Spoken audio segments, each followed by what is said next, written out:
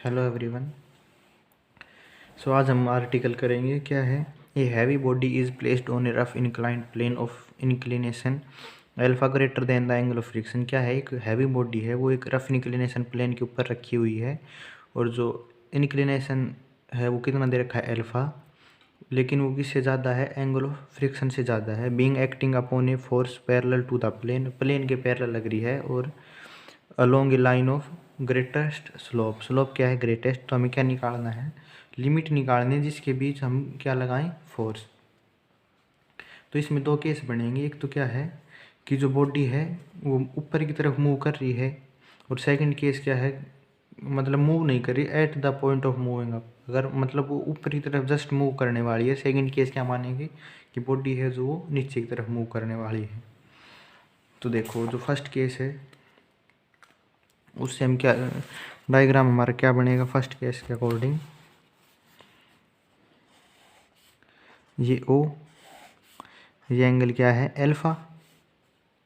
यहाँ पे हमने हमारी बॉडी मान ली, उसका वेट क्या है डब्ल्यू, और ये क्या मान ली, नॉर्मल रिएक्शन आर।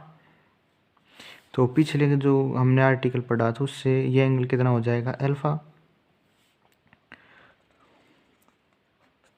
अब फर्स्ट केस हम क्या लेके चले हैं कि point let the body be on the point of moving up the plane, की जो बॉडी है वो जस्ट ऊपर की तरफ मूव करने वाली है, तो फोर्स है हमारे ऊपर की तरफ लगेगा और जो फिर हमारी जो फ्रिक्शन की वैल्यू है वो नीचे की तरफ लगेगी। अब जो वेट है इसको हम दो कंपोनेंट में डिवाइड करेंगे, तो इसके अलोंग तो क्या आ जाएगा डब्लू कोस थीटा, और इसके अलोंग क्या आ जाएगा डब्लू साइन थीटा। तो अब हम जो हमारी फोर्स है उसको रिजोल्व करेंगे। एक बार तो रिजोल्व करेंगे तो एक बार तो ये कंपोनेंट लेंगे, इन दोनों को जीरो रखेंगे, तब अगर जब हम इनकी वैल्यू लेंगे तो इन दोनों को जीरो रखेंगे। तो देखो फर्स्ट केस में क्या होगा, अगर हम अलोंग द प्लेन रिजोल्व करेंगे जो, तो क्या आएगा P1 is equal to mu R plus W sine theta, क्योंकि इसके अलोंग एक तो हमारा कंपोनेंट रिजोल्व हो रहा है डब्लू साइन थीटा, और एक क्या है हमारे जो लिमिटिंग फ्रिक्शन है उसकी वैल्यू। तो ये दो केस हो जाएंगे इक्वेशन फर्स्ट, और सेकंड क्या है R is equal to W cos theta. इसको हम ऐसे भी लिख सकते हैं R minus W cos theta, इसको भी माइनस में लिख सकते हैं, फिर बाद में सोल्व करके लिखेंगे तो हम डायरेक्टली लिख सकते हैं, क्योंकि इसकी डायरेक्शन इधर है इसकी इधर है, तो दोनों के अपोजिट साइन आएंगे तो डायरेक्ट लिख दिया। यहाँ पे भी ऐसे ही है, ये इधर लग रही है, ये दोनों फोर्स इधर लग रही हैं, तो यहाँ पे भी साइन अपोजिट आते तो लिख दिया। अब यहाँ से आर की वैल्यू फर्स्ट इक्वेशन में पुट करेंगे, सेकंड से फर्स्ट में तो क्या आएगा P1 is equal to mu R की value W cos theta plus W sine theta, और म्यू की वैल्यू क्या पढ़ी थी हमने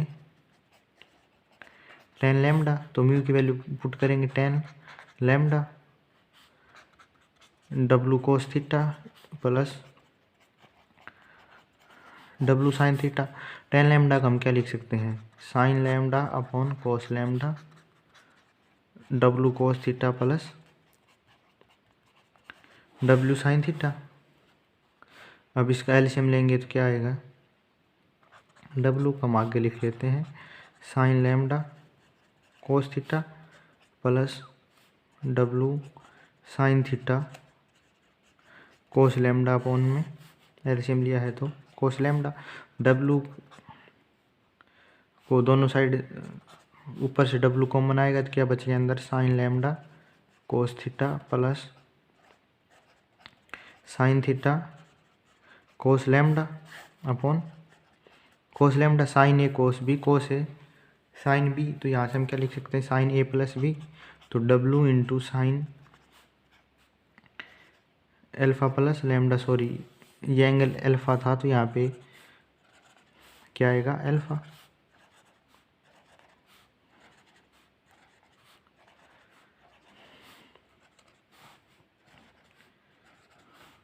तो ये क्या आ गया alpha plus lambda upon cos lambda, और ये किसकी वैल्यू लेके चले थे हम P1 की,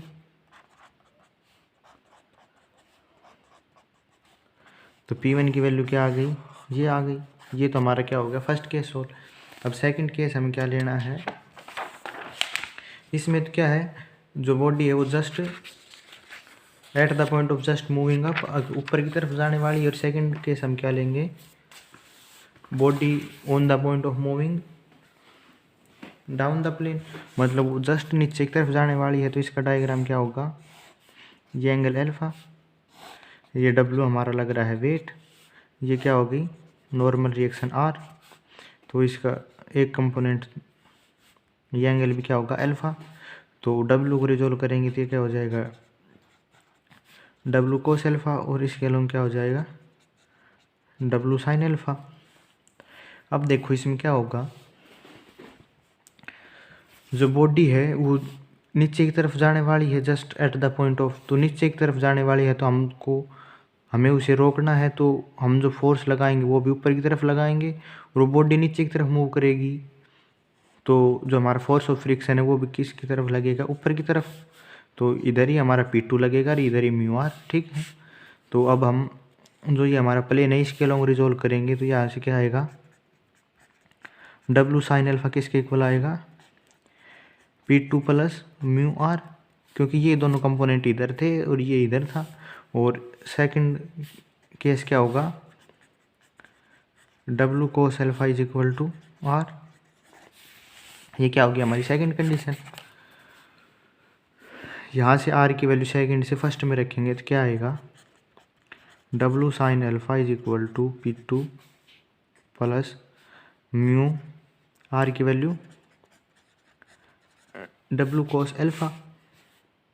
यहाँ से P2 किसके इक्वल आएगा W sine alpha minus mu W cos alpha is equal to P2।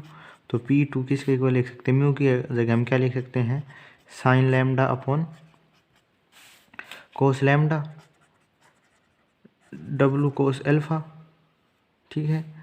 ये माइनस में plus W sine alpha. P2 is equal to, दोनों से हम डब्ल्यू कॉमन लेंगे तो क्या बचेगा यहाँ पे साइन अल्फा, और यहाँ से minus sine lambda cos lambda into cos alpha. LCM क्या लेंगे कोस लैम्डा,